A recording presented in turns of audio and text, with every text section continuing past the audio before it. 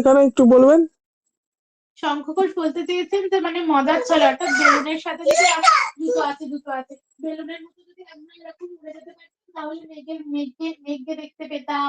এবং তার সাথে সাথে বিভিন্ন জায়গায়, একটা জায়গায় বাঁধানো, আমাদের বাড়ি যেমন একটা জায়গায় বাঁধা থাকে, ঠিক সেরকম যদি বেলুনটার সাথে আমাদের বাড়িটা বাঁধা থাকতো একটা জায়গায়, আমরা না বেঁধে থেকে বিভিন্ন জায়গায় ঘুরতে পারতাম, জানতে পারতাম, এরকম একটা আচ্ছা, মানে একটা কল্পনার বিষয় ব্যাপারটা আছে নাকি? কল্পনার বিষয় একটা। আচ্ছা, ঠিক বাবারে আছে। ওরে বাবা, কি। এবার এবার হচ্ছে আর শঙ্খ ঘোষের কয়েকটা কবিতা আরো আছে, সেগুলো একটু দেখে নিয়ে না, হ্যাঁ শঙ্খ স্যার, ঘোষের রচনাগুলো।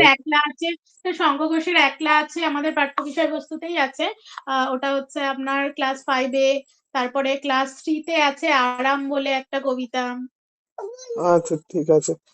আচ্ছা, এবার আপনার টপিক হবে হচ্ছে ডা- আহ, আহ, এইটা বলে ফেলেছিলাম। উম, চাঁদ মামার লুকোচুরি, ক্লাস 3, পরিবেশ। পরিবেশ। ঠিক আছে স্যার। আচ্ছা, রিম্পা ম্যাডাম শুরু করুন।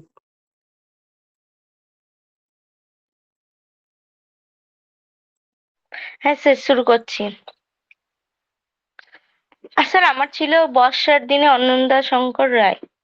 হুম। আচ্ছা, সুপ্রভাত